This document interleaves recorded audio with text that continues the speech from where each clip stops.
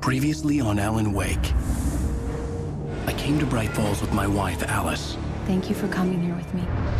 I thought maybe you could write here. I don't want to hear it! God damn it, Alice! Now, she's missing. Alice? Alice?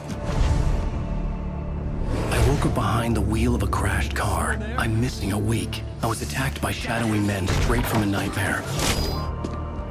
The sheriff took me to the lake Alice and I had stayed at, but the cabin had disappeared.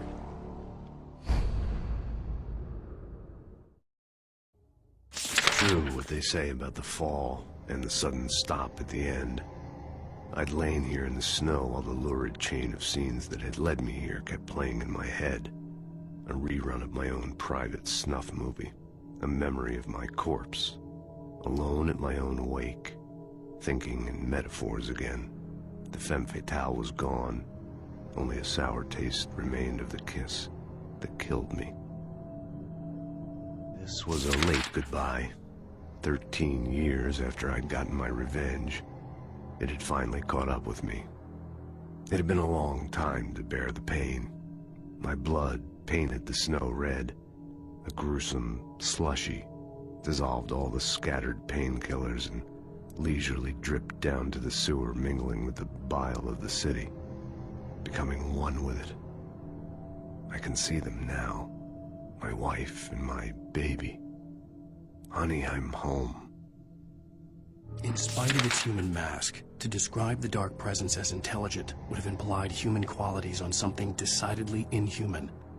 Nonetheless, it found the one spot in the diner that was dark enough. Some light spilled into the corridor, ravaging it.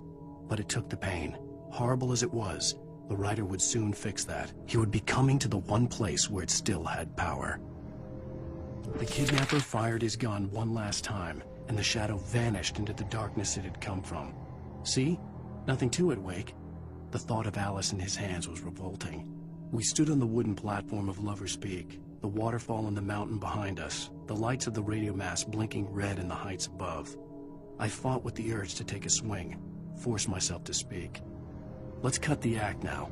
Where's my wife? Alice looked through the viewfinder, lining up the shot. Cauldron Lake was breathtaking. Something caught her eye. A figure standing in the shadows behind the cabin, like a thin woman in a black dress. She lowered the camera and looked again. No one there. Just a collection of bushes that looked vaguely human-shaped. She shook her head and laughed. Barry had never gotten along with Alice, but he knew Alan loved her with an almost frightening intensity. And now something had happened to Alice. And here was Al armed with a gun and saying things people got put in padded cells for.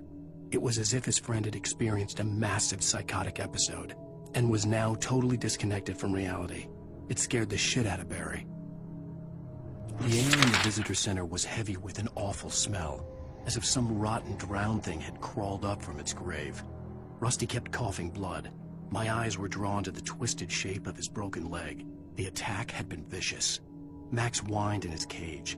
Rusty's eyes were wild with fear and terror. He gasped. Mr. Wake, it happened just the way it was on that page.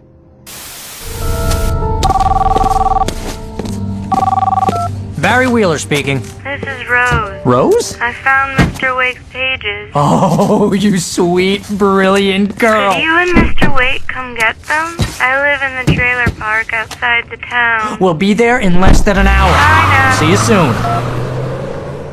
Have a great day. Hope you come back soon. Welcome to the Oh Dear Diner. Good girl.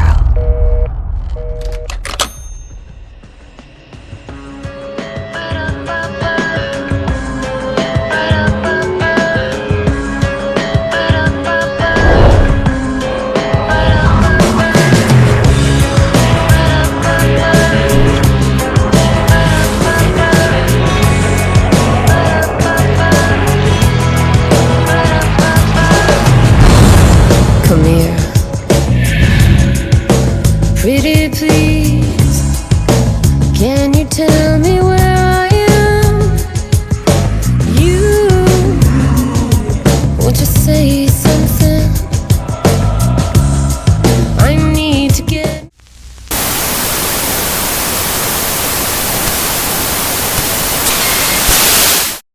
Ow.